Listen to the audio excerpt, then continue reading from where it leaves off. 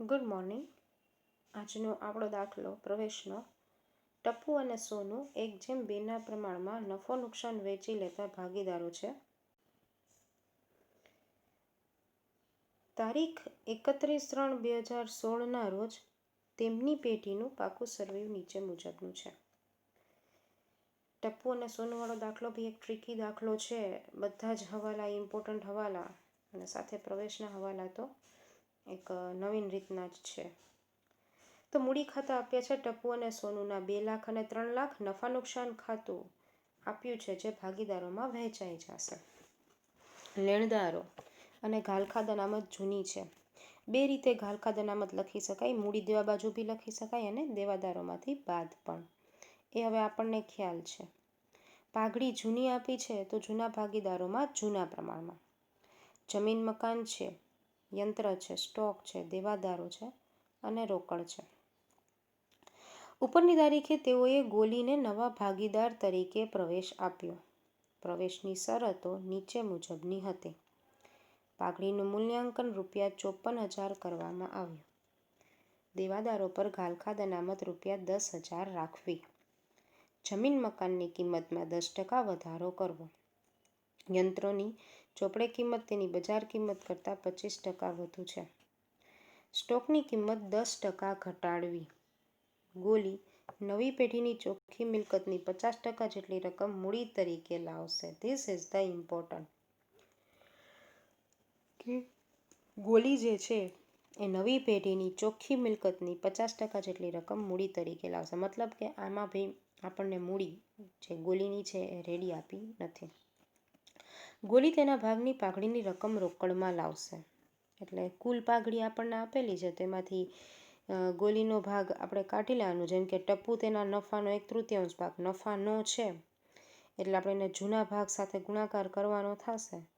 અને સોનું તેના નફાના ભાગમાંથી છે એનો મતલબ એમ થયો કે ત્યાગ આપણને રેડીમેડ આપ્યો છે. આપણે શોધવાની રિક્વાયરમેન્ટ નથી. ભાગનો અથવા તો નફાનો એ શબ્દ હોય તો આપણે શું કરવું પડે તો કે ત્યાગને શોધવું પડે.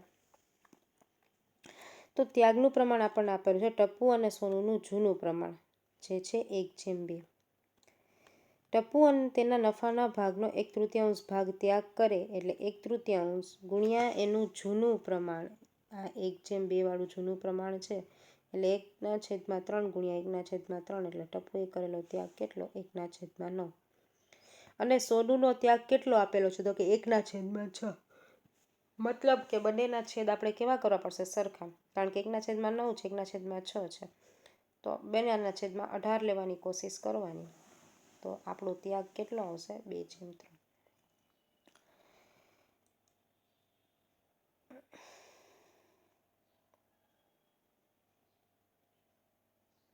આગળ વધીએ આપણે લોકો ખાસ કરીને. તો હવે સીધું શરૂઆત કરશું પાકા સરવૈયામાં બધી રકમ મૂકવાની અને આપણા દાખલામાં બધી વસ્તુ પૂરી કરવાની. તમારી પાસે ટેક્સ્ટ બુક ઓપન રાખજો.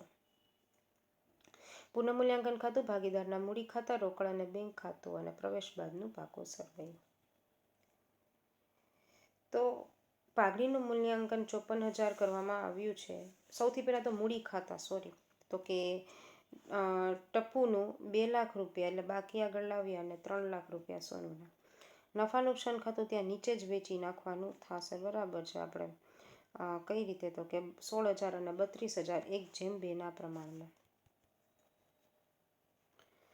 લેણદારોને વેચાશે નહીં એટલે લેણદારો પાછળ એઝ ઇટ ઇઝ જેમ આપ્યા છે તેમ લખી નાખવાના. અને ઘાલખાદ અનામતનો હવાલો છે એટલે આપણે ઘાલખાદ અનામત રાખતા નથી, હમણાં નથી લખતા. પાઘડી આપી છે એ જૂની આપી છે તો જૂની પાઘડી ભાગીદારોના મૂડી ખાતામાં ઉધાર બાજુ જૂના પ્રમાણમાં 54,000 1:2 પ્રમાણમાં વેચાઈ જશે. જમીન અને મકાન આપણી પાસે છે 3 લાખના. પછી યંત્ર છે આપણી પાસે 1 લાખના. સ્ટોક છે 40,000. દેવાદારો છે 60,000 અને રોકડ અને બેંક 40,000 જે છે એ બાકી આગળ લાવ્યા. ઉપરની તારીખે તેઓએ ગોલીને નવા ભાગીદાર તરીકે પ્રવેશ આપ્યો. પ્રવેશની શરતો નીચે મુજબ હતી.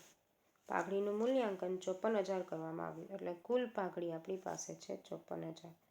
તો આ 54,000 ગુણ્યા ગોલીનો જે ભાગ છે બરાબર છે કે બંનેનો જે ત્યાગ છે એ ગોલીનો ભાગ બને તો 1/9 અને પ્લસ 1/6 જે ત્યાગ હતો બેટા એ પરથી આપણને 5/18 ભાગ મળશે, જે કોનો ભાગ છે તો કે ગોલીનો ભાગ છે. 54,000 ગુણ્યા 5/18 તો પાઘડી આવશે ટોટલ 15,000. હવે આ 15,000ને ત્યાગના પ્રમાણમાં વેચી દેવાનું થશે. આપણું ત્યાગનું પ્રમાણ હતું 2:3. તો ભાગીદારોના રોકડ મૂડી ખાતામાં જમા બાજુ પાઘડીના પ્રીમિયમ ખાતે 15,000ને વેચ્યા છે બરાબર છે 6,000 અને 9,000 અને સાથે રોકડ ખાતામાં ઉધાર બાજુ પાઘડીના પ્રીમિયમ ખાતે 15,000. દેવાદારો પર ઘાલખાદ અનામત 10,000 રાખવાની છે એટલે માઇનસ ઘાલખાદ અનામત 10,000. જૂની ઘાલખાદ અનામત મારી પાસે હતી 16,000, નવી છે 10,000. એનો મતલબ એમ થયો કે ઘટાડો થયો 6,000નો. તો પુનઃમૂલ્યાંકન ખાતાની જમા બાજુ ઘાલખાદ અનામત ખાતે 6,000.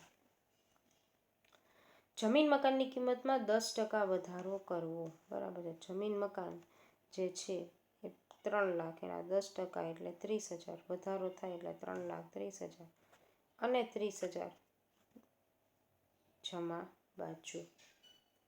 મિલકતમાં વધારો તો પુનઃમૂલ્યાંકન ખાતાની જમા બાજુ યંત્રોની ચોપડે કિંમત તેની બજાર કિંમત કરતાં 25% વધુ છે.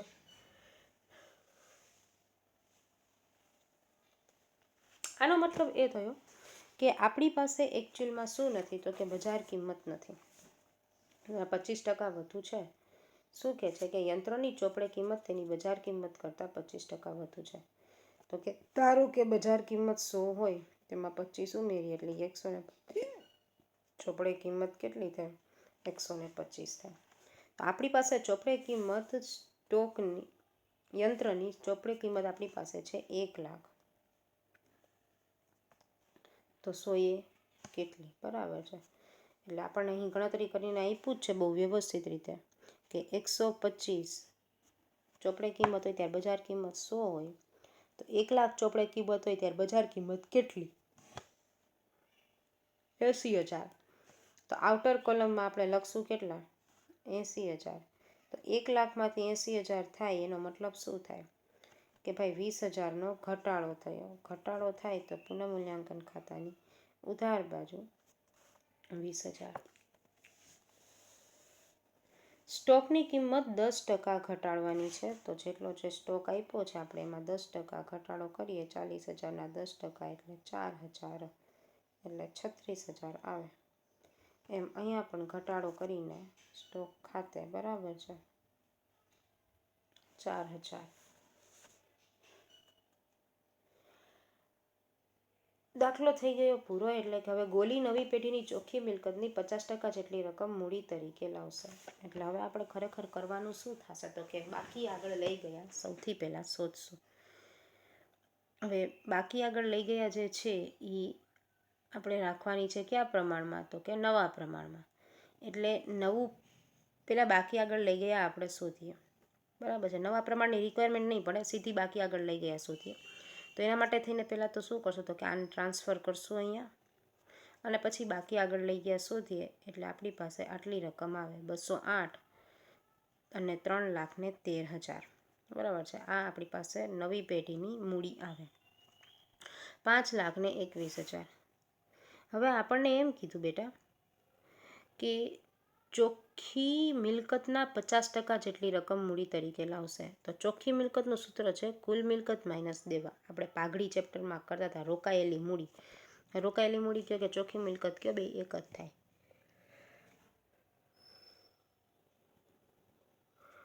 તો ચોખ્ખી મિલકતનો મતલબ એમ થાય કે અહીંયા જે આપેલી આપણા મિલકત લેણા છે અને આ મૂડી દેવા છે. તો આ જે ટોટલ જે છે બરાબર છે એ અહીંયા મિલકતો અને દેવાનો આપેલા બાદબાકી જેટલો છે. તો એમ કહી શકાય કે મારા પાકા સરવૈયામાં હું મિલકતો લખી નાખું છું, દેવા લખી નાખું, તો બાકી વધતી શું છે? તો કે મૂડી છે. એટલે એમ બી કહી શકાય ને કે કુલ મૂડી બરાબર કુલ મિલકત માઇનસ કુલ દેવા. જો તમને હું બતાવું, આપણું આ અત્યારનું રિસન્ટનું પાકું સરવૈયું છે, તો આ સાઈડની બધી મિલકતો ખાય એટલે એની કુલ મિલકતો થઈ. હવે આ સાઈડ જે છે આપણા દેવા થાય, બરાબર. એટલે આ જે 50,000 જે છે એ આપણું દેવું છે કુલ. તો આ કુલ મિલકત જે છે 10,92,000, એમાંથી આ દેવું 90,000ને બાદ કરી નાખું તો મને શું મળે? કુલ મૂડી મળે, બરાબર છે. ગમે ત્યારે તમે ગમે તે પાકા સરવૈયામાં છે ને, કુલ મિલકતમાંથી એના જેટલા દેવા છે એ દેવા બાદ કરો ને એટલે આપણને શું મળશે? તો કે મૂડી મળશે. તો સૂત્ર આવી રીતે બની શકે કે કુલ મૂડી બરાબર કુલ મિલકત માઇનસ કુલ દેવા. તો હવે કુલ મૂડી બરાબર કુલ મિલકત માઇનસ કુલ દેવા. તો કુલ મૂડી બરાબર શું થશે? તો કે ભાઈ કુલ મૂડી બરાબર ટપુની મૂડી, સોનુની મૂડી અને ગોલીની મૂડી થાય. આપણે અહીંયા મૂડી લખીએ કુલ બરાબર છે, તો 3 પ્લસ કરીને લખીએ છીએ ને, ટપુ, સોનું, ગોલીની મૂડી. હવે આપણને એમ કીધું છે કે 50% જેટલી રકમ છે. તો આવી રીતે થાય તો કે આ ટપુ, આ સોનું અને આ ગોલી. તો આ ગોલી છે ને જે એ 50% લઈને આવે છે. તો એનો મતલબ એમ થયો ને કે આ બેનો ટોટલ એ કેટલો હોય? 50% જોઈએ, કારણ કે બેનો ટોટલ ખરેખર થવો કેટલો જોઈએ? 100%. જો ગોલીનો એકની મૂડી 50% હોય તો ટપુ અને સોનુનો બેયની મૂડીનો સરવાળો 50% થાય. તો મારી પાસે ટપુ અને સોનુની મૂડીનો સરવાળો તો 5,21,000 છે. તો એનો મતલબ એમ થયો કે જો આ 50% લેખે 5,21,000 હોય તો આ 50% લેખે 5,21,000 જ થાય. એટલા માટે થઈને ગોલીની મૂડી કેટલી થઈ? તો કે 5,21,000, બરાબર છે. એટલે રોકડ ખાતે ઉધાર બાજુ અને એની બીજી અસર મૂડી ખાતામાં જમા બાજુ રોકડ ખાતે 5,21,000. તો કે આ હતો આપણો ખાસ કરીને દાખલો. પછી કશું નથી કરવાનું. પાકું સરવૈયું આપણે આ મૂડી ખાતું મળી જશે, રોકડ ખાતાને આપણે બંધ કરવાનું અને એને અહીંયા લઈ લેવાનું અને પાકું સરવૈયું મળી જશે. ખાસ ધ્યાન દેવાનું છે એક બાબતમાં કે કુલ મૂડી બરાબર ટપુની મૂડી, સોનુની મૂડી અને ગોલીની મૂડી.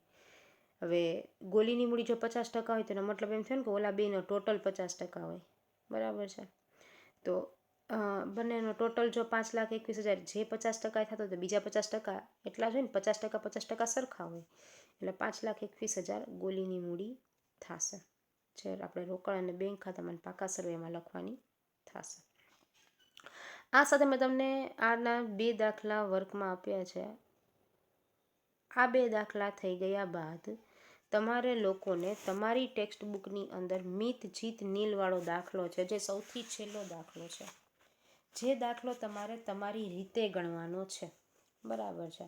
કારણ એમાં કશો ફરક નથી. અત્યાર સુધીમાં જેટલા દાખલા મેં તમને લોકોને કરાવ્યા છે એ દાખલાનો જ કમ્બાઇન્ડ થઈને આવેલો એ દાખલો છે. તો મિત જીત નીલ અને હીરવાળો દાખલો એ તમારે કરવાનો છે. જૂના ભાગીદારો 3 છે, નવો ભાગીદાર એક આવે છે એટલે 4. અત્યાર સુધી આપણે ભાગીદારો ટોટલ 3 હતા. આ એક દાખલામાં ભાગીદારો ટોટલ કેટલા છે? 4. બાકી બધું જ તમારાથી થઈ જશે. એટલે એ દાખલો બી તમારે આજના દિવસે હોમવર્કની અંદર આગળ કેરી ફોરવર્ડ કરી નાખવાનો છે. તો ટોટલ આજે તમને દાખલા જે થશે એ દાખલા પ્રમાણે પ્લસ એની પ્રેક્ટિસ આવશે. તો તમને હું 2 દિવસ આપીશ. 2 દિવસની અંદર આજે તમે લોકો દાખલો કરશો ટપુ, સોનું ને ગોલીના, અને એની સાથે સાથે PDF મોકલાવું છું. એમાં તમને મિત જીત નીલનો દાખલો હશે તો એ બી તમારે, અને એની પ્રેક્ટિસના દાખલા, એ 2 વસ્તુ તમારે આવતીકાલે હોમવર્કમાં કરવાની છે. અને પછી આપણું ચેપ્ટર અહીંયા શું થાય છે તો કે પૂર્ણાહુતિ થાય છે. એના પછીના નેક્સ્ટ ચેપ્ટર ઉપર આપણે આગળ વધશું, નિવૃત્તિ ઉપર. તો ફટાફટ આ દાખલાઓ પૂરા કરી નાખજો બને એટલું જલ્દીથી. સન્ડે આવે છે એટલે કામ થઈ જશે, બરાબર છે. ચાલો, હું મંડેના તમારા ફેરબુકને પૂરી કરેલી જોવા માંગીશ. મંડેના